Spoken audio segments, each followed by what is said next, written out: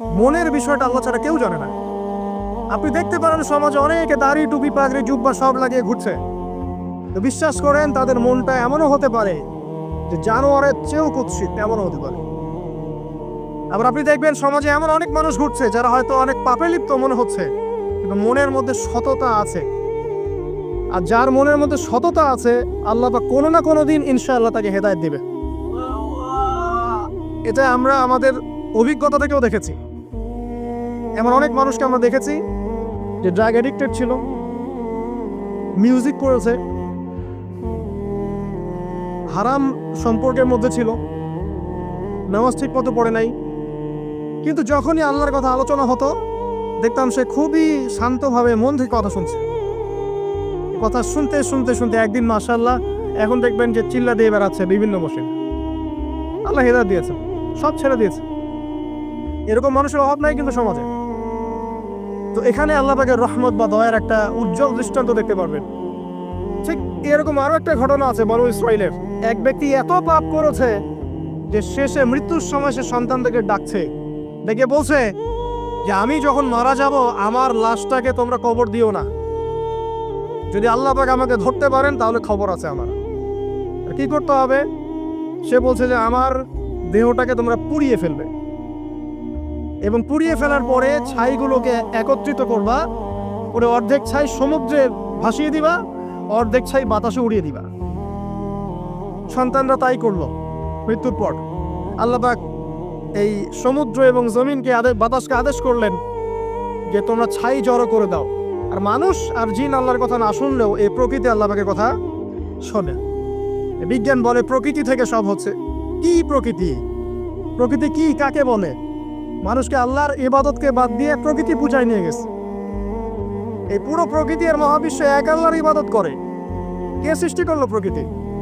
প্রাকৃতিক ভাবে হয়েছে সবকিছু বলে, আল্লাহ থেকে হয়েছে বলা যাবে না। বললে আপনি মৌলবাদী হয়ে যাবেন। আল্লাহ শব্দ ইউজ করলে আপনি মৌলবাদী হয়ে যাবেন। ধর্মতাত্ত্বিক শব্দগুলোকে আস্তে আস্তে উঠিয়ে দেওয়া হয়েছে। দেখবেন যুক্তি, বিজ্ঞান, দার্শনিক শব্দগুলোকে আনা হয়েছে।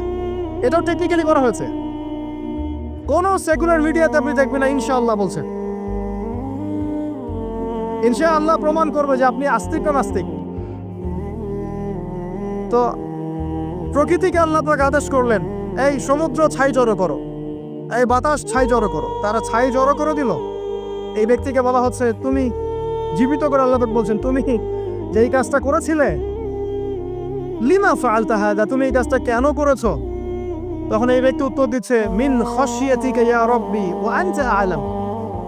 হে আল্লাহ, আমি আমার বুঝে যা এসেছে আপনার ভয়েই আমি এই কাজটা করেছি, আর আপনি খুব ভালো করেই জানেন যে আমি আপনার ভয়ে করেছি নাকি অন্য কোনো কারণে করেছি।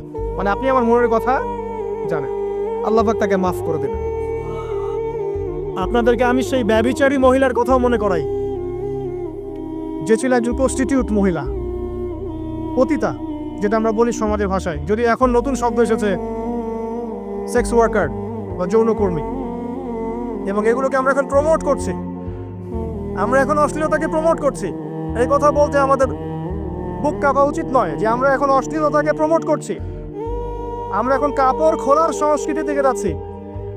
যে কাপড় খুলে দিয়েছিল ইবলিস। ইবলিস আমাদের বাবা মার কাপড় জান্নাতে খুলে দিয়েছিল, এটা কি জানেন? ফল খাওয়ার পরে এই ফল খেতে কে প্রবুদ্ধ করেছে? ইবলিস। গাছের কাছে গিয়ে ফল ভক্ষণ করার পর সর্বপ্রথম আমাদের পিতামাতার গা থেকে কাপড় খুলে পড়ে গেছে। আমাদের পিতামাতাকে মহাবিশ্বে নগ্ন করে দিয়েছে ইবলিস, আর তার অনুসারীরা এই জমিনে আদম সন্তানদেরকে নগ্ন করছে এখন। অতএব এই যে একটা ট্রেন্ড এখন চলছে, দেখবেন হারাম রিলেশনশিপকে মিডিয়ার মধ্য দিয়ে প্রমোট করা হচ্ছে, মনে হয় একটা স্বাভাবিক বিষয়। কোনো বিষয় না এটা, যে কেউ জেনাই করতে পারে।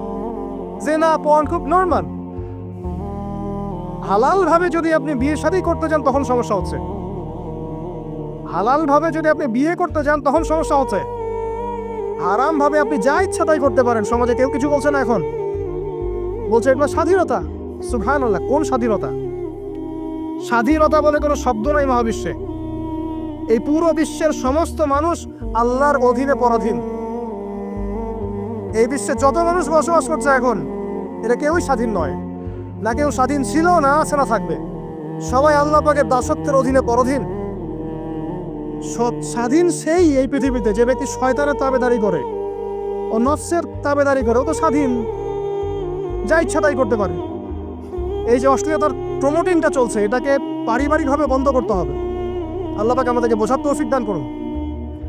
এগুলো যত বাড়বে সমাজে মহামারী আসবে, দেখে নিয়ে মহামারী আসবে, দুর্ভিক্ষ আসবে, সমাজে এমন সব রোগ ব্যাধির জন্ম হবে যেগুলোর নামও শোনে নাই মানুষ কখন, এবং সামনে ভূমিধস অপেক্ষা করছে, এগুলো আসবে। যাই হোক, ওই মহিলা, যে ব্যক্তি একজন যৌনকর্মী ছিল, বা যেটা আমরা বলি ব্যভিচারিণী মহিলা ছিল, একটা কুকুরকে দেখেছে সে পানি পান করার জন্য তৃষ্ণার্ত, সে এটাতে মায়া করে, দয়া করে তার মোজাটাকে নামিয়ে এই কূপ থেকে পানি উঠিয়ে কুকুরকে পান করিয়েছে।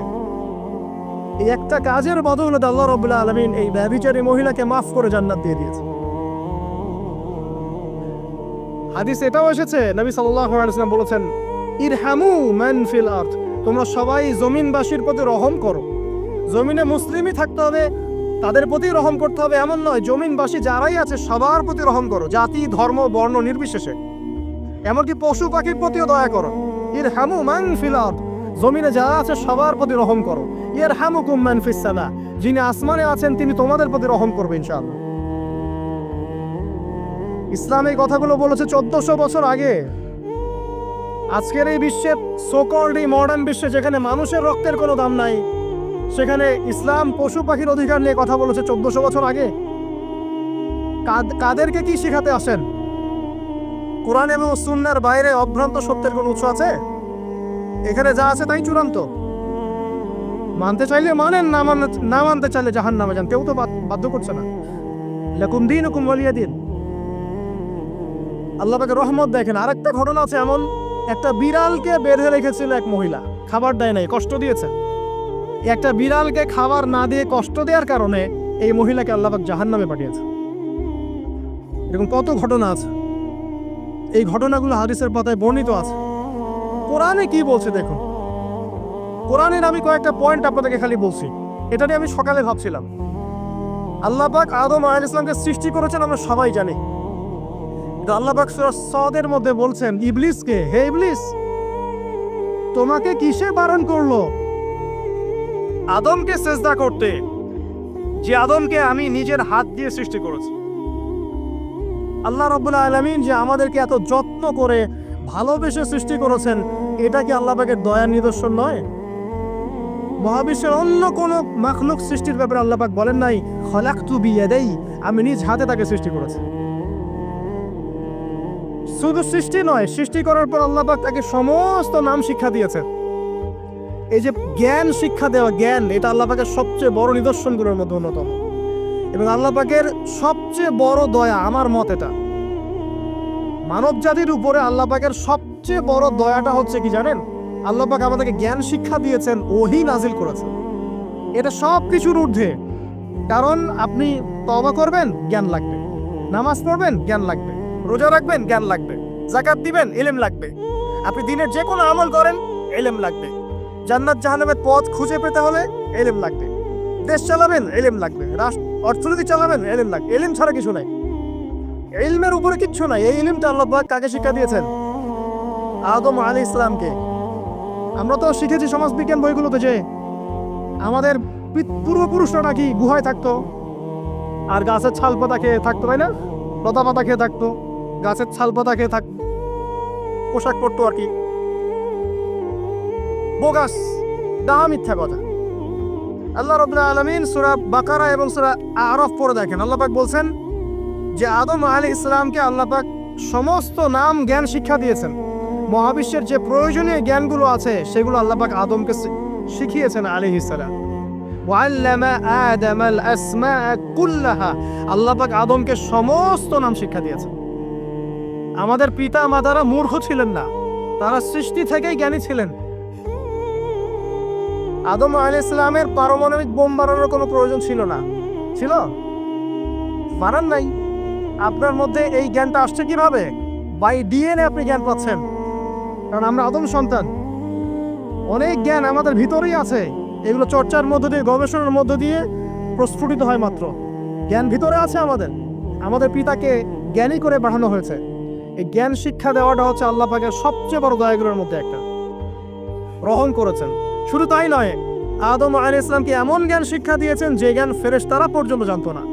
এটা কি দয়া নয়? এটা কি আদম সন্তানের প্রতি ভালোবাসা নয়? তারপরে সেজদা করিয়েছেন। মহাবিশ্বে অন্য কাউকে কি সেজদা করানো হয়েছে? কোরআনে কি এমন কোনো দলিল আছে যে আদম আলাইহিস সালাম ছাড়া অন্য কাউকে সব ফেরেশতারা সেজদা করেছেন? আছে? তাহলে এই যে সম্মান দেয় আল্লাহর পক্ষ থেকে, সম্মান কিসের ভিত্তিতে সম্মান? শারীরিক ক্ষমতার ভিত্তিতে? সম্মানটা কি কারণে? জ্ঞানের কারণে, ইলমের কারণে, জ্ঞানের কারণে সম্মান। এই সম্মান দেওয়াটা কি আল্লাহ পাকের রহমত এবং দয়ার নিদর্শন নয়? অতএব সম্মান পেতে হলে, আল্লাহর রহমত পেতে হলে সেই জ্ঞানের চর্চায় আবার ফিরে আসতে হবে। আপনি যদি আজও সেই ওহির জ্ঞানের চর্চা করেন, আল্লাহ পাক এই পৃথিবীবাসীর বুকের মধ্যে আপনার জন্য সম্মান পয়দা করে দিবেন ইনশাআল্লাহ। দেখে নিন, ওই সেই জ্ঞানী যদি আপনি এখনো চর্চা করেন, আজও আপনি সম্মানিত হবেন ইনশাআল্লাহ। ব্যক্তি চর্চা করলে ব্যক্তি সম্মানিত হবে, একটা পরিবার চর্চা করলে ওই পরিবার সম্মানিত হবে, একটা সমাজ যদি চর্চা করে সেই ওহির জ্ঞান, ওই সমাজ সম্মানিত হবে। একটা দেশে যদি আপনি ওই ওহিভিত্তিক জ্ঞান ছড়িয়ে দেন, পুরো দেশকে আল্লাহ পাক সম্মানিত করবে ইনশাআল্লাহ, পুরো জাতিকে সম্মানিত করবে ইনশাআল্লাহ। আরো সামনে যান, এই যে আদম এবং হাওয়া আলাইহিস সালাম গাছের কাছে চলে গেলেন, ফল খেয়ে ফেললেন, কারণ আমরা আদম সন্তান, ভুল করি। আল্লাহ পাক সাথে সাথেই বহিষ্কার করে দিয়েছেন? না, আল্লাহ পাক তওবা করার জন্য কালিমা শিখিয়ে দিয়েছেন। সুবহানাল্লাহ, তাদের কালিমা জানা ছিল না। আল্লাহ পাক বলছেন ফাতালাক্কা আদম মির রাব্বিহি কালিমাত। আল্লাহ পাকের কাছ থেকে আদম আলাইহিস সালাম কিছু বাক্য শিখে নিলেন, যেই বাক্য দিয়ে ফাতাবা আলাইহি, সে আল্লাহর কাছে তওবা করলো। কোন সেই বাক্য? সূরা আরাফে আছে, রব্বানা যালামনা আনফুসানা ওয়া ইল্লাম তাগফির লানা ওয়া তারহামনা লানাকুনান্না মিনাল খাসিরিন। এই দোয়া কে শিখিয়ে দিয়েছে? আল্লাহ। এই তওবার বাক্য যে শিখিয়ে দেয়, এটা কি দয়ার পরিচয় নয়? আমরা আল্লাহর কাছে ফিরে যাব, তওবা করব, ইস্তেগফার করব, এই জ্ঞানটা শিখিয়ে দেয়া কি আল্লাহ পাকের দয়ার পরিচয় নয়? তাহলে আমরা কিভাবে ক্ষমা চাইতাম? কিভাবে ক্ষমা চাইলে আল্লাহ পাক সমস্ত গুনাহ মাফ করবেন, এই পদ্ধতিগুলো বলে দেয়া কি আল্লাহ পাকের দয়ার পরিচয় নয়? তারপর সামনে যান, পৃথিবীতে নামিয়ে দিয়ে আল্লাহ পাক ক্ষান্ত হয়ে যাননি। আল্লাহ রাব্বুল আলামিন আসমান থেকে হেদায়েতের গ্রন্থ পাঠিয়েছেন, বলেছেন এই গ্রন্থের মধ্যে যা আছে মেনে চললে তোমরা আবার জান্নাতে ফিরে আসবে ইনশাআল্লাহ। আল্লাহ পাক আদম এবং হাওয়া আলাইহিস সালাম এবং আদম সন্তান সবাইকেই সৃষ্টি করেছেন, উদ্দেশ্য হচ্ছে আল্লাহ পাক আমাদেরকে জান্নাত দিতে চান। আল্লাহ পাক চান যে আমরা যেন জান্নাতে যাই। যদি আমরা জান্নাতে যেতে না পারি পরকালে, একটা কারণে যেতে পারবো না, অনলি একটা কারণ, সেটা হলো আমাদের নিজের দোষে। একটা কারণ, যারা জাহান্নামে যাবে মানুষ এবং জিনদের মধ্যে, নিঃসন্দেহে মহাবিশ্বে তারা ছাড়া জাহান্নামে যাওয়ার উপযুক্ত কেউ ছিল না। ও জাহান্নামে যাওয়ার উপযুক্ত ছিল বলেই আল্লাহ পাক তাকে জাহান্নামে পাঠাবেন। আর যারাই জান্নাতে যাবে প্রত্যেকেই শুধু আমলের বদৌলতে যাবে না, বরং আল্লাহ পাকের রহমতেই যাবে। আল্লাহ পাকের রহমত যাদের উপরে বর্ষিত হবে তারাই জান্নাতে যাবে ইনশাআল্লাহ। কে আমল দিয়ে যেতে পারবে না। যত আমলই করি বলা যাবে না এই আমলের বদৌলতে জান্নাতে যেতে পারবো। আল্লাহ পাক দয়া না করলে হবে না। আল্লাহ পাক চান যে আদম সন্তান যেন জান্নাতেই যায়।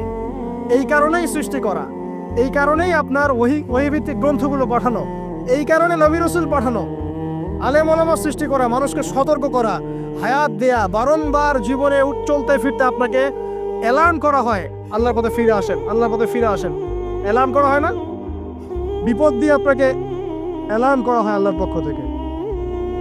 আপনি চলতে পথে হোঁচট খান, আল্লাহ আপনাকে অ্যালার্ম দেন, ফিরে আসো। চলছেন বিপথে, আল্লাহ পাক অ্যালার্ম দেন, ফিরে আসো। আল্লাহ পাকের পক্ষ থেকে কিন্তু এগুলো আসে। অদ্ভুত একটা হাদিস বললাম, অদ্ভুত বলতে বলছি অ্যামেজিং হাদিস, যে একজন সাহাবী বলছে, সালমান রাদিয়াল্লাহু আনহু, তিনি বলছেন যে যখন মুমিনের উপর বিপদ আপদ বালা মুসিবত আসে, তখন মুমিনের এই বিপদ আপদ বালা মুসিবত রোগ শোকের বদৌলতে আল্লাহ পাক তার গুনাহগুলোকে মাফ করে দেন এবং তার মর্যাদাকে বাড়িয়ে দেন এবং সে আল্লাহর দিকে ফিরে আসার অনুশোচনা করার সুযোগ পায়। আর যখন কাফের মুশরিক বা ফাসিক মানুষকে এইসব রোগ ব্যাধি বিপদ আপদ বালা মুসিবত ঘিরে ধরে, তার দৃষ্টান্ত সেই উটের ন্যায় যে উটটাকে তার মালিক বেঁধে রেখেছে এরপর ছেড়ে দিয়েছে। সে উটটা বুঝতেও পারলো না কেন তার মালিক তাকে বেঁধে রাখলো আর কেনই বা তাকে ছেড়ে দিল। কথাটা কি বুঝতে পারছেন? যারা আল্লাহ দ্রোহী তাদের উপর যখন বিপদ আপদ বালা মুসিবত আসতে থাকে তারা বুঝে না যে কি জন্য আসলো আর কেন চলে গেল। কিন্তু মুমিন ব্যক্তি যারা মুসলিম আল্লাহর অনুগত তাদের বিষয়টা হচ্ছে এমন বিপদ আপদ বালা মুসিবত রোগ ব্যাধি তাদেরকে আল্লাহর দিকে ফিরিয়ে নিয়ে আসবে ইনশাআল্লাহ। দেখুন, এই যে পৃথিবীতে নামিয়ে দেয়া, এরপর আল্লাহর পক্ষ থেকে ঐশী গ্রন্থগুলো পাঠানো, নবী রাসূল পাঠানো, আলেম ওলামা পাঠানো, আপনাকে হায়াত দেয়া, আপনাকে রিজিক দেয়া, এই শ্বাস নেওয়ার ক্ষমতা দেয়া, আপনাকে জ্ঞান বুদ্ধি দেয়া, বিবেক দেয়া, যে আমি তার পাশে লাউ গাছ উৎপন্ন করলাম। কোন গাছ? খেতে পারেন এর শাক এবং এই যে ফল, এটার মধ্যে নিঃসন্দেহে এমন এমন কিছু উপাদান আছে যেটা হয়তো আমরা জানিও না, আবিষ্কার করা হয়নি। তিনি সুস্থ হয়ে গেলেন আলহামদুলিল্লাহ। কোথায় যাবেন? যে কোনো জায়গায় যান। নবী ঈসা আলাইহিস সালামকে চতুর্দিক থেকে আক্রমণ করছে, আল্লাহ রাব্বুল আলামিন তাকে এমন হেফাজত করলেন, তার কাছে তাকে উঠিয়ে নিলেন। এটা কি দয়ার পরিচয় নয়? এই যে একটু আগে তেলাওয়াত করলো শুরুর আগে নবী মুসা আলাইহিস সালামের ঘটনা। বনু ইসরাইল একটার পর একটা অবাধ্যতা করেই গেছে, আল্লাহ পাক তারপরেও তাদের কাছে নবী পাঠিয়েছেন, নবী মুসাকে পাঠিয়েছেন। ফেরাউনের মতো জালেম শাসকের হাত থেকে বনু ইসরাইলকে আল্লাহ পাক উদ্ধার করেছেন। এটা কি দয়ার পরিচয় নয়? নবী মুসা আলাইহিস সালাম গাছের নিচে বসে আছেন, খাবার নাই, বাসস্থান নাই, কিচ্ছু নাই, বরং তার গায়ে একটা অপবাদ দেওয়া হয়েছে যে তিনি নাকি একজন মানুষকে খুন করেছেন। অথচ তার ইন্টেনশন সেটা ছিল না। তিনি একটা ঘুষি দিয়েছেন লড়াই থামানোর জন্য, ওই এক ঘুষিতেই সেই ব্যক্তি ডেড। এবার তিনি গাছের নিচে বসে দোয়া করছেন, রব্বি ইন্নী লিমা আনজালতা ইলাইয়া মিন খায়রিন ফাকির। আল্লাহ, আমি নিঃস্ব অসহায় হয়ে এখানে বসে আছি, তুমি আমার উপর তোমার যে রহমত পাঠাবে আমি তার ভিখারি হয়ে বসে আছি। দোয়া করার সাথে সাথেই ওই শুআয়ব আলাইহিস সালামের মেয়ে হেঁটে হেঁটে চলে আসলো।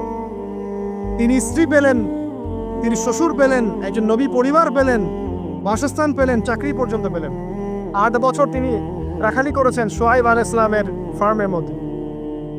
দয়া মুহূর্তেই চলে আসবে, শুধু আল্লাহর দিকে অভিমুখী হলেই হয়, এগুলো দয়া। আইয়ুব আলাইহিস সালামের কথা মনে আছে না? দীর্ঘদিন রোগে ভুগছেন, চিকিৎসা হচ্ছে না, ভালো হচ্ছে না, শেফা হচ্ছে না। এখানে যারা আধ্যাত্মিকত্ব নিয়ে পড়াশোনা করেন, লেখালেখি করেন, তারা বলেছেন তাদের কিছু কিছু কিতাবের মধ্যে, রোগটা যখন এমন একটা পর্যায়ে চলে আসলো যে তিনি জিহ্বাটা নড়াতে পারছেন না, কারণ তিনি আল্লাহ পাকের জিকির করতে প্রচন্ড ভালোবাসতেন। এক পর্যায়ে রোগটা এমন একটা জায়গায় চলে আসলো যে জিহ্বাটা তিনি নড়াতে কষ্ট হচ্ছে। তখন গিয়ে তিনি বলছেন, রব্বি আন্নী মাসসানি আদ-দুররু ওয়া আনতা আরহামুর রাহিমিন। হে আল্লাহ, আমাকে কষ্ট স্পর্শ করেছে, আর তুমি তো ক্ষমাকারী, রহমকারীদের মধ্যে সর্বশ্রেষ্ঠ রহমকারী। আমি জিকির করতে পর্যন্ত পারছি না, আল্লাহ আমার রোগটা শেফা দিয়ে দাও। বলার সাথে সাথে আল্লাহ রাব্বুল আলামিন প্রস্রবণ ঝর্ণা তৈরি করলেন, এখানে গোসল করো, শেফা হয়ে গেল। এগুলো কি রহমতের পরিচয় নয়? এখানে এক্সট্রা স্কলার এমনও বলেছেন, আজকে আমরা যারা বাহ্যিক সৌন্দর্য নিয়ে বেশি গর্ব করি আর কি, আত্মিক সৌন্দর্যের চাইতে বাহ্যিক সৌন্দর্য নিয়ে যারা বেশি গর্ব করি, যদি আল্লাহ পাক আমাদের পোশাকটাকে পরিবর্তন করে দেন, আত্মাটাকে দেহের পোশাক দেন আর দেহটাকে আত্মার পোশাক বানায় দেন, তাহলে দুর্গন্ধে কি আমাদের সামনে আসতে যাবে না। কথা মানে বুঝতে পারছেন না? আইয়ুব আলাইহিস সালামের আত্মাটা ছিল পবিত্র, পরিশুদ্ধ, তার দেহের মধ্যে রোগ হয়েছিল। আর এই পুরো বিশ্বের ম্যাক্সিমাম লোকের মানুষের রোগ এখন আত্মায়, দেহে নয়। আবার বলছি, হয়তো বুঝতে পারছেন না। আইয়ুব আলাইহিস সালামের রোগটা হয়েছিল দেহে বাইরে, তার আত্মা ছিল পবিত্র, পরিশুদ্ধ আত্মা। দেহের রোগের একটা পর্যায়ে যখন জিহ্বাটায় ইফেক্ট হলো, তখন জিকির করতে তার কষ্ট হচ্ছে, তখন তিনি দোয়া করছেন, আল্লাহ আমার এই রোগটাকে শেফা দিয়ে দাও। আর এখনকার পুরো জেনারেশন, এই সভ্যতার রোগ হচ্ছে ভিতরে আত্মায়। দেহের রোগের চাইতে তার আত্মার রোগটা বেশি। এখন এই আত্মাটাকে যদি দেহ বানিয়ে দেওয়া হয়, আর দেহটাকে আত্মার পোশাক পরিয়ে দেওয়া হয়, দুর্গন্ধে কেউ সামনে আসতে চাবে না। তাই আইয়ুব আলাইহিস সালামের সেই দোয়া এখন আমাদের বেশি করা উচিত। রব্বিয়ান্নি মাসানিয়া দুররু ওয়া আনতা আরহামুর রাহিমিন। আল্লাহ, আমাদের আত্মায় রোগ এসেছে, এটাকে তুমি শিফা দাও। দেহের রোগ লেস ইম্পর্টেন্ট, আত্মার রোগটা বেশি ইম্পর্টেন্ট। এরকম নিদর্শন কোরআনের পাতায় পাতায় ছড়িয়ে আছে। আসহাবুল কাহফ, পুরো সমাজ ওদেরকে মেনে নিচ্ছে না, গুহায় চলে গেলেন, ঘুম পাড়িয়ে দিলেন আল্লাহ পাক। 309 বছর, কত বছর? 309 বছর একটা দোয়ার বদৌলতে। তারা বলেছিল রব্বানা আতিনা মিন লাদুনকা রাহমা ওয়া হাইয়্যিক লানা মিন আমরিনা রাশাদা।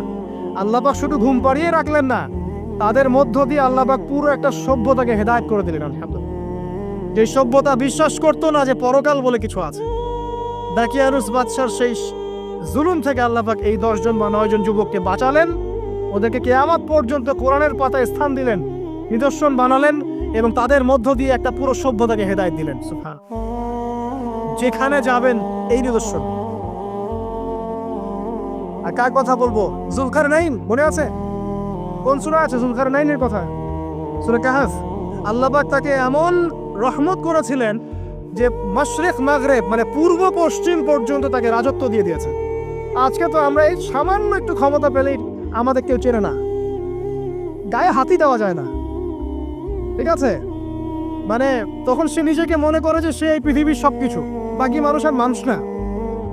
ক্ষণস্থায়ী সামান্য একটু ক্ষমতা দিয়ে দেখবেন আমাদের অবস্থা খারাপ। প্রত্যেকের ধর্মতাত্ত্বিক ক্ষেত্রেও যদি কাউকে আপনি ক্ষমতা দেওয়ার আলেম মনে করেন, দেখবেন অহংকারে বাঁচতেছেন। কারো একটু পপুলারিটি হয়ে গেছে, দেখবেন অহংকারে বাঁচতেছেন। আইওয়াস শোডাউনের জামানা তো এটা, যে যত পারে মানুষকে দেখাতে পারলে বাঁচে। কাজ হবে 5%, 95% হচ্ছে আইওয়াস। যে কোনো জায়গায়, ধর্মতাত্ত্বিক জায়গা বলেন, social, economical, political, world affairs, কাউকে যদি আল্লাহ পাক যাররা পরিমাণ একটু ক্ষমতা দিয়ে দিয়েছেন, ব্যাস তাকে আর চেনা যায় না। যুলকারনাইনকে আল্লাহ পাক আলাইহিস সালাম মাশরিক মাগরিবের ক্ষমতা দিয়েছিলেন। এত দাপট ছিল তার, যেদিকে সেনাবাহিনী নিয়ে যেতেন সেদিকে বিজয় করতে পারতেন। পড়ে দেখেন। আর এই ব্যক্তি কিন্তু আলেকজান্ডার দ্য গ্রেট নয়। পশ্চিমারা এখানে আবার একটা ষড়যন্ত্র করেছে। তারা বলে এই ব্যক্তি ছিল আলেকজান্ডার দ্য গ্রেট। এটা ভুয়া কথা। তিনি একজন আল্লাহ পাকের বড় ওলি ছিলেন অথবা নবী ছিলেন। কি ছিলেন আল্লাহ পাক এটা কোরআনে বলেননি, স্পষ্ট করেন নাই। তা আমরা ধরে নিচ্ছি আল্লাহ পাকের তিনি একজন শুকরগুজার বান্দা ছিলেন। তাকে একটা কওম বলছে যারা পাহাড়ের মাঝখানে থাকতো, ইয়া যুলকারনাইন, হে যুলকারনাইন, ইন্না ইয়াজুজ ওয়া মাজুজ মুফসিদুনা ফিল আরদ। ইয়াজুজ আর মাজুজের সভ্যতা জমিনে ফাসাদ সৃষ্টি করছে। ফাহাল নাজআলু লাকা খারাজান আলা আন তাজআলা বাইনানা ওয়া বাইনাহুম সাদ্দা। আমরা কি তোমাকে একটু ট্যাক্স দিব, খাজনা দিব, যে খাজনার বদৌলতে তুমি একটা প্রাচীর নির্মাণ করে দিবে, যে প্রাচীর নির্মাণ করলে ওরা আর আমাদের কাছে আসতে পারবে না। তখন এই প্রতাপশালী বাদশার স্টেটমেন্ট হচ্ছে এই, ক্বালা মা মাক্কান্নি ফীহি রাব্বি খায়র। আল্লাহ আমাকে যা দিয়েছেন তার পক্ষ থেকে এটা যথেষ্ট, তোমাদের এইসব ট্যাক্সের দরকার নেই আমার। যে আল্লাহ পাকের রহমত দেখেন। ঠিক খিজির আলাইহিস সালামকে দেখবেন, ওই 3টা ঘটনা মনে আছে না? নৌকা ফুটা করা, বাচ্চাকে হত্যা করা, আর হচ্ছে কি ওই যে কি দেয়াল নির্মাণ করা। সূরা কাহফ আজকে বাসায় গিয়ে পড়েন। তাকে আল্লাহ পাক ভবিষ্যতের জ্ঞান দেখাচ্ছেন, ভবিষ্যতে কি হবে, যে জ্ঞানটা মূসা আলাইহিস সালামকে আল্লাহ পাক দেখাচ্ছেন না। মূসা আলাইহিস সালাম বলছেন কেন নৌকা ফুটা করলেন, কেন বাচ্চাকে হত্যা করলেন, কেন এই প্রাচীর নির্মাণ করলেন। আর খিদর আলাইহিস সালাম বলছেন যে জ্ঞান আল্লাহ তোমাকে দেন নাই তা আল্লাহ পাক আমাকে দিয়েছেন। আমি এই কারণে নৌকা ফুটা করছি, কারণ নৌকা ফুটা না করলে ভবিষ্যতে এই নৌকাটা সিজ করা হবে, ছিনতাই করা হবে। বাচ্চাটাকে হত্যা করেছে এই কারণে, এই বাচ্চা বড় হলে বড় কাফের হতো। দেয়াল নির্মাণ করেছে এই কারণে, এই দেয়ালের নিচে এই বাচ্চাদের, এতিম 2 বাচ্চার গুপ্তধন রাখা আছে, ওর বাবা মা রেখেছে। এটা তুমি জানো না, আমি জানি। এটা জানার পরে তিনি অহংকার করছেন না, তিনি বলছেন রাহমাতাম মির রাব্বি, এই জিনিসটা আমার রবের রহমত, আমার প্রতি দয়া। 2 শ্রেণীর মানুষ আপনি পাবেন। এক, যারা তাদের স্ট্যাটাস, প্রতিপত্তি, জ্ঞান এসবের অহংকার প্রদর্শন করবে। আর এক শ্রেণী যারা এগুলো আছে, যাদের এগুলো আছে বাট তারা বলবে এগুলো হাযা মিন ফাদলি রাব্বি, এগুলো আমার রবের রহমত। এখানে সফল 2য় শ্রেণীর মানুষ, 1ম শ্রেণীর নয়। ইউসুফের কথা মনে আছে? আলাইহিস সালাম কুয়ায় ছিলেন, কুয়া থেকে জেলে, কুয়া থেকে রাজপ্রাসাদে, সেখান থেকে জেলখানায়। জেলখানার একটা মানুষ যে পরবর্তীতে মিশরের শাসক হবে কেউ কি ভেবেছিল? কেউ ভেবেছিল? ওই সময় কেউই ভাবে নাই। কিন্তু ওই মানুষটাকে আল্লাহ রাব্বুল আলামিন মিশরের রাজত্ব দিয়েছেন, যার মধ্য দিয়ে আল্লাহ পাক হাজার হাজার লক্ষ লক্ষ মানুষকে দুর্ভিক্ষের হাত থেকে বাঁচিয়েছেন। আল্লাহ পাকের পরিকল্পনা, রহমত দেখেন। প্রত্যেক আম্বিয়া কেরামের জীবনী পড়ে দেখেন, এরকম রহমতের অসংখ্য নিদর্শন কোরআনে এবং হাদিসে আছে। এখন শেষ করার আগে এটা বলতে থাকলে অনেক সময় চলে যাবে, নামাজের সময় চলে যাবে, আমরা শেষ করছি। আমরা আসলে এখন যদি আল্লাহর রহমত পেতে চাই এবং আমাদের জীবনটাকে আল্লাহ পাকের আনুগত্যে, দাসত্বে, অহংকার মুক্তভাবে তওবা ইস্তেগফারের মধ্য দিয়ে কাটাতে চাই, তাহলে আসলে কি কি পয়েন্টস আমাদের কাজ করা দরকার? জাস্ট পয়েন্টসগুলো বলছি। 1 নম্বর হচ্ছে জ্ঞান অর্জন করতে হবে। যে জ্ঞান আল্লাহ পাক আদম আলাইহিস সালামকে শিখিয়েছেন, ওই জ্ঞান চর্চা যদি আমরা বাড়াই, কোরআন সুন্নাহ ওহীর জ্ঞানের চর্চা যদি আমরা বাড়াই, ইনশাআল্লাহ ঠিক আছে, লাগবে না 15 মিনিট, আমি 5 মিনিট শেষ করছি। ওহীর জ্ঞানের চর্চা যদি আমরা বাড়িয়ে দেই, দেখবেন ইনশাআল্লাহ আল্লাহ পাক আপনার সম্মান, আপনার রিজিক, আপনার প্রতি করুণা, দয়া, মায়া, মহব্বত সব বাড়িয়ে দিবেন ইনশাআল্লাহ। এটা প্রথম পয়েন্ট। প্রিয় ভাইয়েরা, যারা আজকে লেকচার শুনছেন বা যারা পরবর্তীতে অনলাইনে শুনবেন, ওহীর জ্ঞানের চর্চা।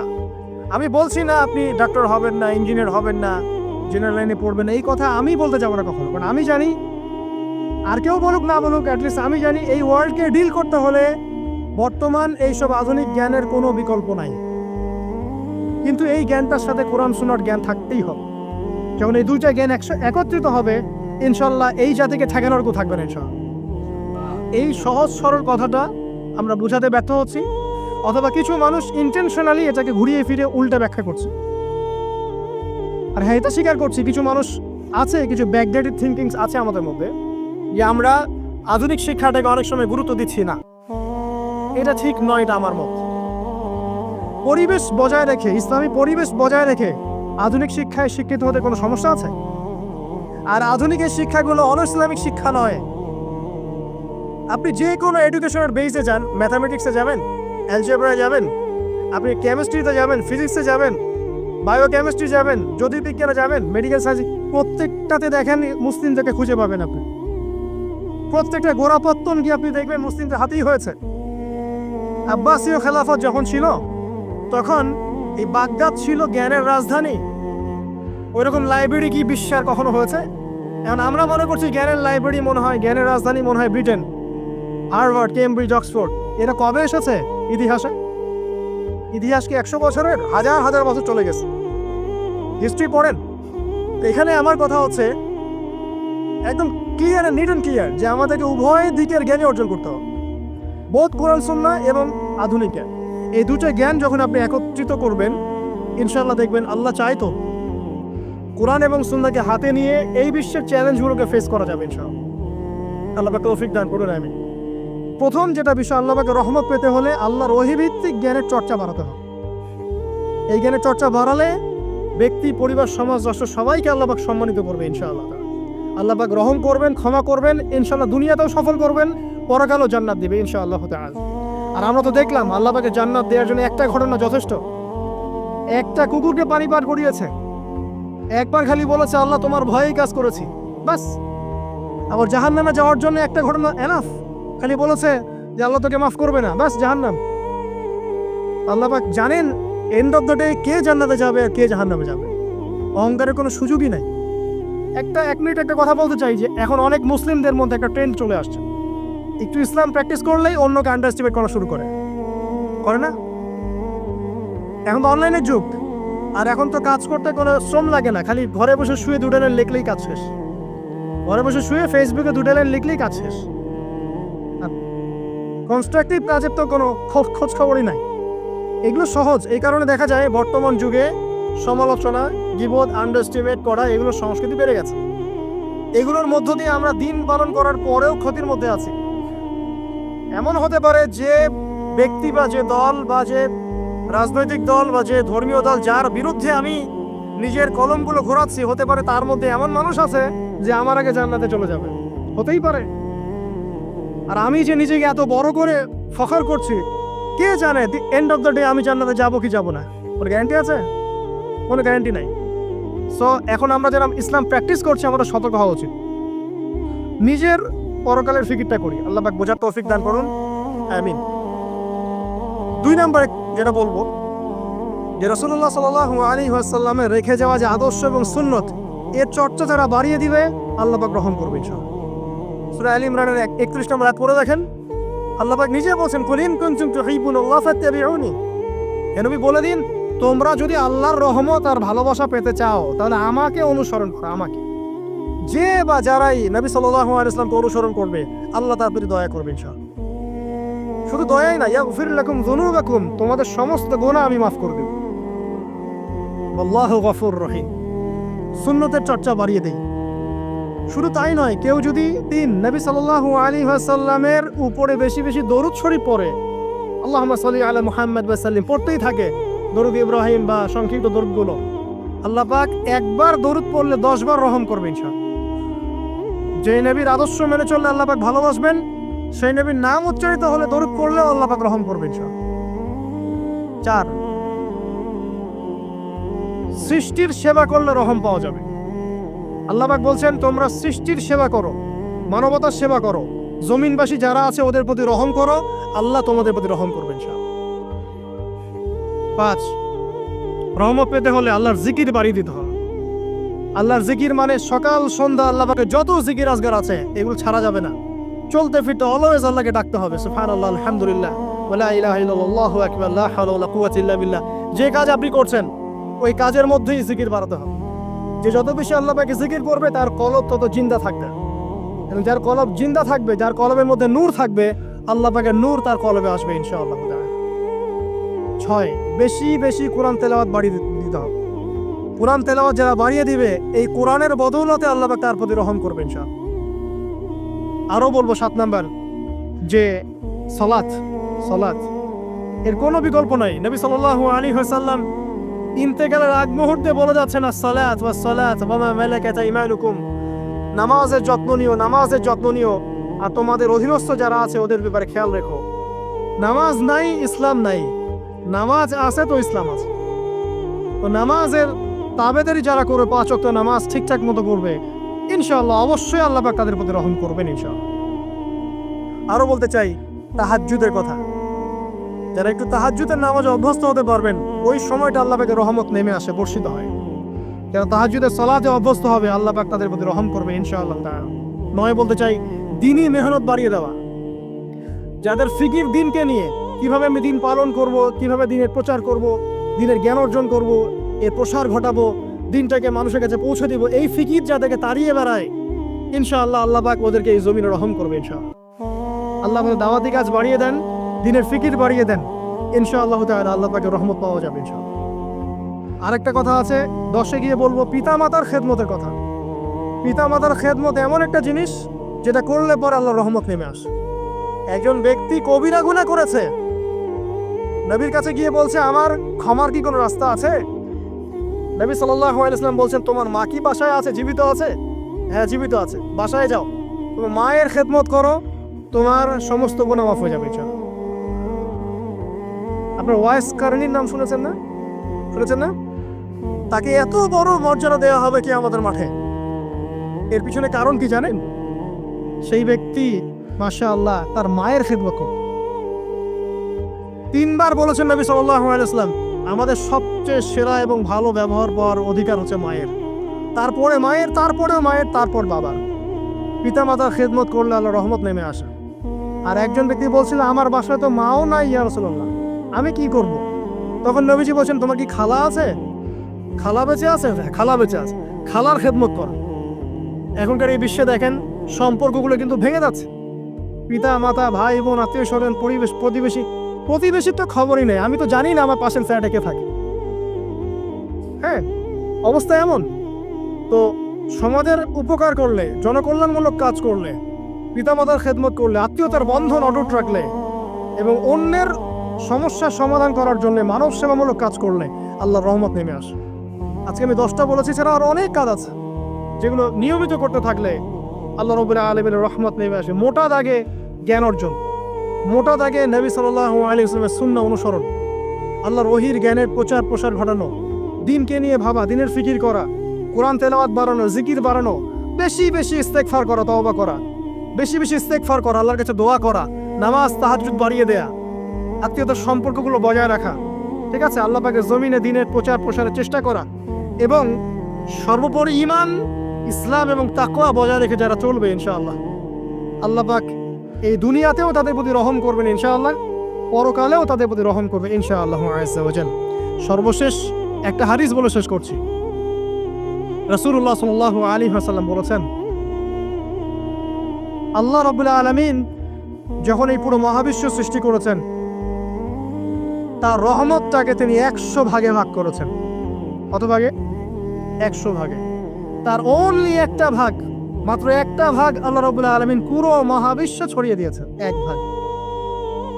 আর আপনাদেরকে আমি অন্য একটা লেকচারে বলেছিলাম, সমুদ্রের ধারে যখন আপনি হাঁটবেন বা নদীর তীরে যখন আপনি হাঁটবেন, ওখানে একটা বালুর যে পরিমাণ অবস্থান, এই পুরো মহাবিশ্ব কিন্তু পৃথিবীর অবস্থান তার চেয়েও কম।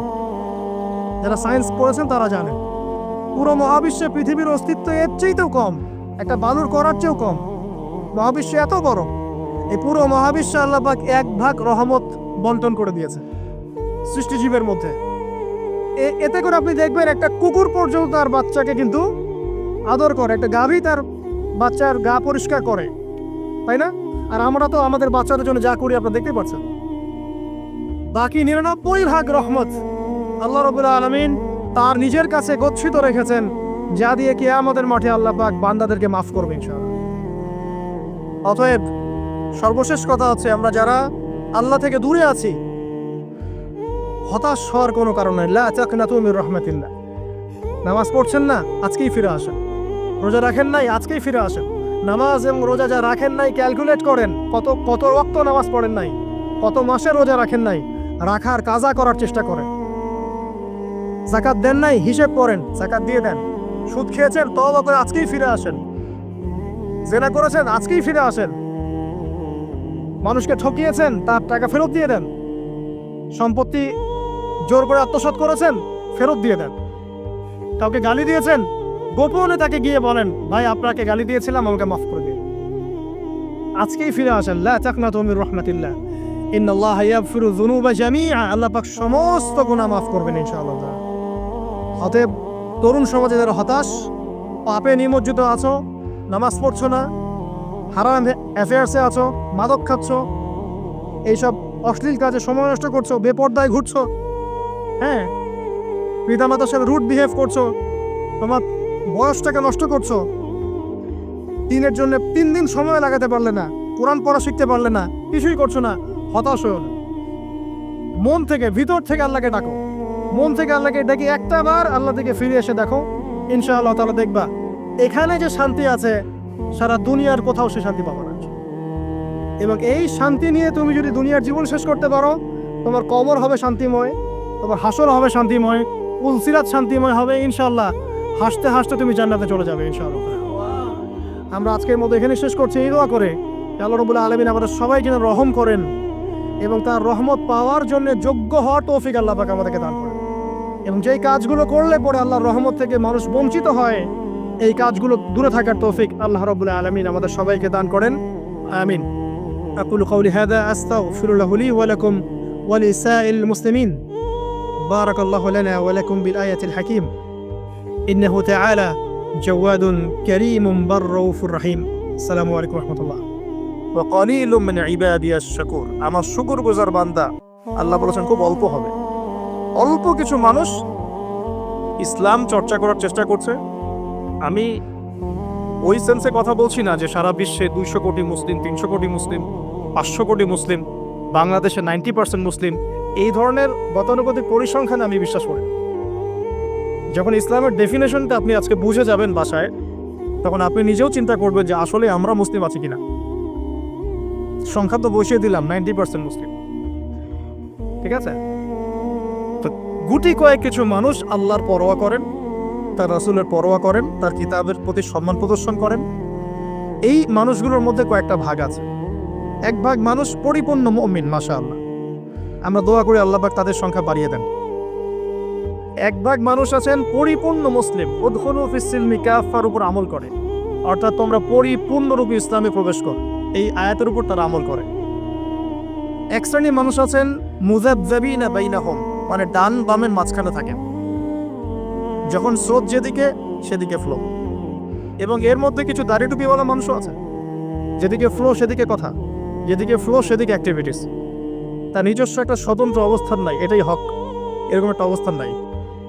কিছু মানুষ আছেন আল্লাহ এবং তার রাসূলকে বিশ্বাস করেন, কিন্তু কাজ করতে গিয়ে কবিরা গুনাহে লিপ্ত হচ্ছে, সুদ খাচ্ছে, মদ খাচ্ছে, জেনা করছে, পরকে লিপ্ত হচ্ছে, হারাম অ্যাফেয়ার্সে আছে, নোংরা মুভিজ দেখছে, আস্তাগফিরুল্লাহ। কিছু মানুষ আছেন পার্ট টাইম মুসলিম, শুক্রবারে আপনি তাদেরকে পাবেন, ঈদের দিনে পাবেন, কোন একটা কনফারেন্সে পাবেন, আপনি 5 ওয়াক্ত নামাজে পাবেন না। আপনি এর মধ্যে পাবেন কিছু প্রোটেস্ট্যান্ট মুসলিম। প্রোটেস্ট্যান্ট যেমন কালিমা তো পড়েছি লা ইলাহা ইল্লাল্লাহ, আল্লাহ মাফ করে দিবেন, এই যে চিন্তা মাথায় বসিয়ে নিয়েছে, সে আমলকে ইমানের অংশ মনে করছে না। কালিমা একদিন পড়েছি লা ইলাহা ইল্লাল্লাহ মুহাম্মাদুর রাসূলুল্লাহ, ব্যাস আমি জান্নাতে চলে যাব। Protestant version of Islam. এরকম অনেক ভার্সন আছে ইসলামের মধ্যেই।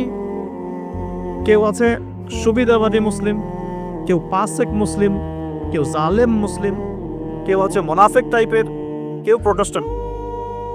খাঁটি আল্লাহর বান্দা, খাঁটি মুমিন, খাঁটি মুসলিম, এই মানুষগুলোকে মোটিভেট করার জন্য আজকের টপিক। আসুন কিছু মহামানবের গল্প শুনি। শুরু করতে চাই আমাদের আদি পিতা আদম আলাইহিস সালামকে দিয়ে। কেন এত বড় লম্বা ভূমিকা দিলাম? কারণ আমরা কেউ প্রোটেস্ট্যান্ট মুসলিম থাকতে চাই না, আমরা পরিপূর্ণ কোরআন এবং সুন্নাহ অনুসরণ করতে চাই।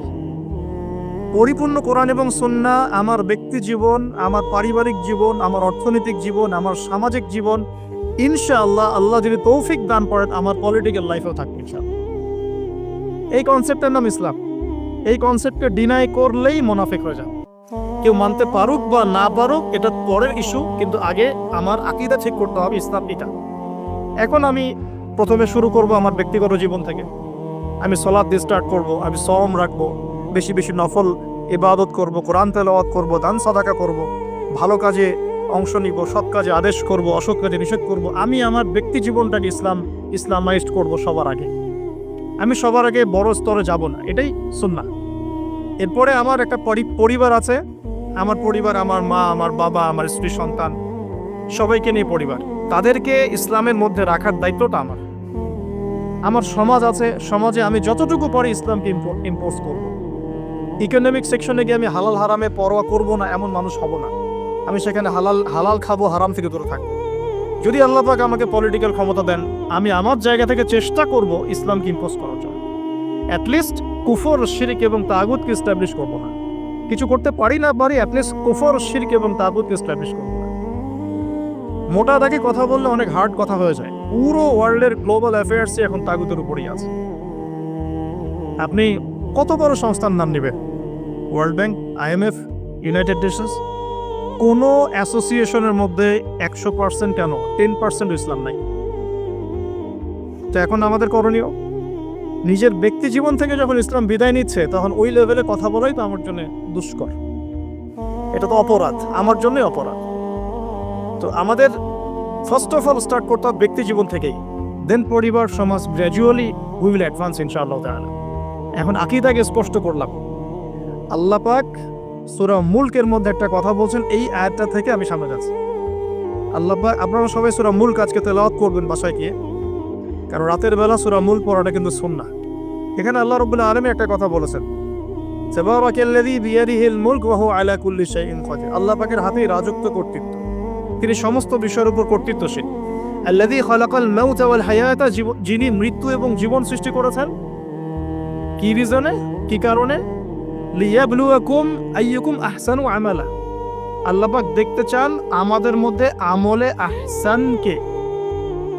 অনেক লেকচারে আমি আহসান শব্দটার অ্যাপ্রোপ্রিয়েট ব্যাখ্যা পাইনি স্কলারদের কাছে, লেকচারারদের কাছে। হাসান শব্দটার সুপারলেটিভ ফর্ম হচ্ছে আহসান।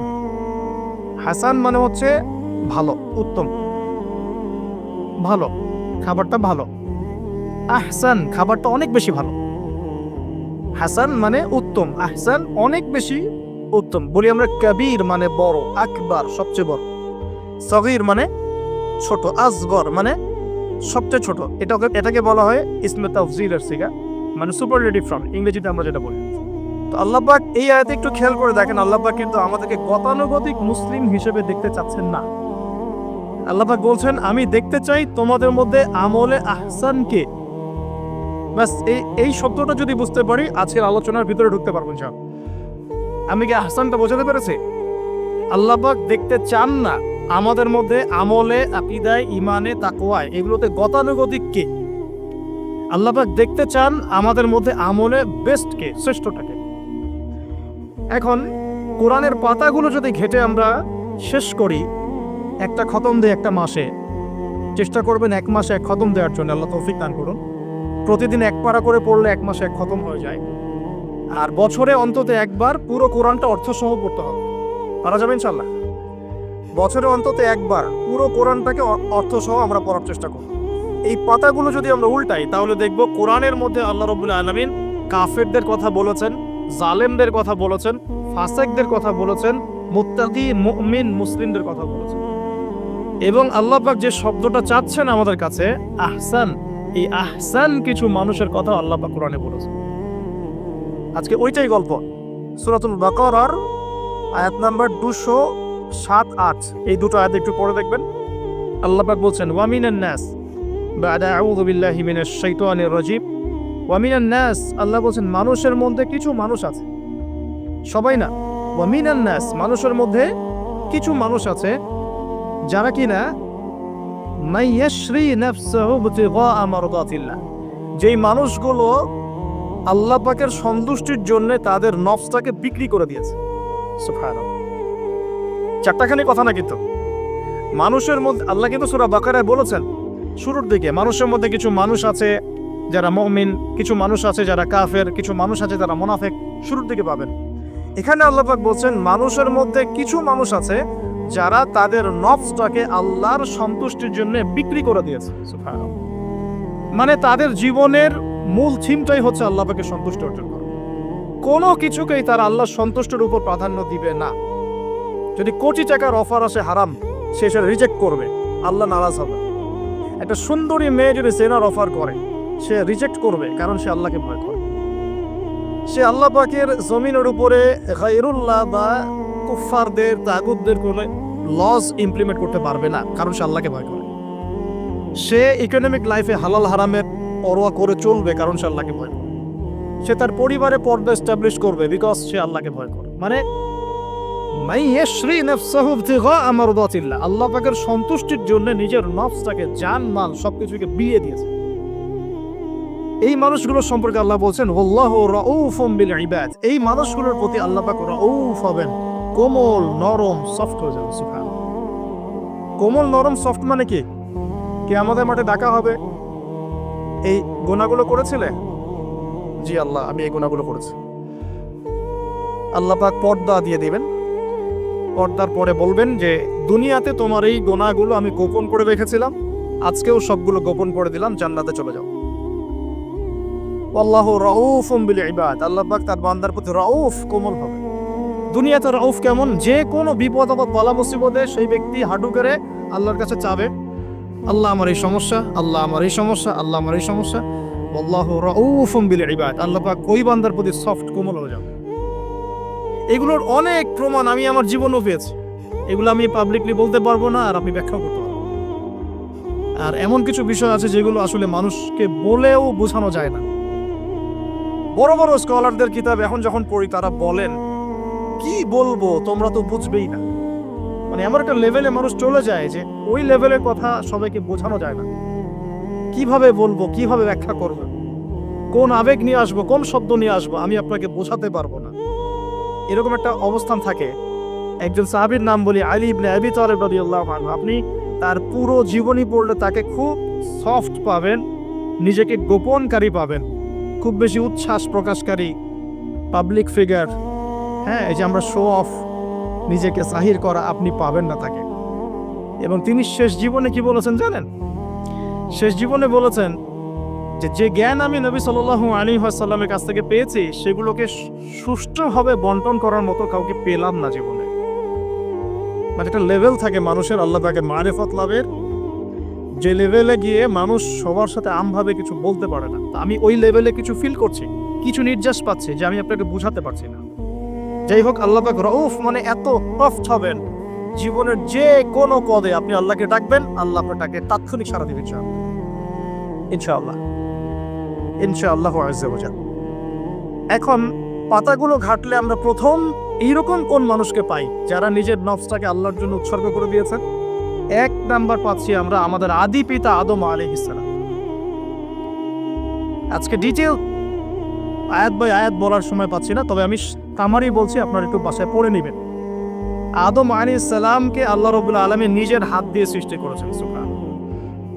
এখন আল্লাহ পাকের হাত কি, কেমন, কিভাবে ব্যাখ্যা করতে পারবো না, এবং এই ব্যাখ্যা করা আমাদের জন্য জরুরি নয়। আল্লাহ পাক যা বলেছেন বাস, কোনো কিছুর সাথে সাদৃশ্যপূর্ণ নয়, কোনো কিছুর এক্সাম্পল তার সাথে শোভনীয় হবে না। জাস্ট আল্লাহ পাক বলেছেন খলাকতু বিয়াদাই, আমি আদমকে সৃষ্টি করেছি আমার 2 হাত দিয়ে, বাস এই পর্যন্ত ফুল স্টপ। এগুলো হচ্ছে কোরআন সুন্নাহর কিছু মূলনীতি।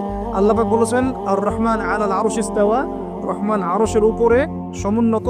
কোন হালতে কি অবস্থায় আছেন ব্যাখ্যা করতে পারবো না, দরকার নাই, ফুল স্টপ।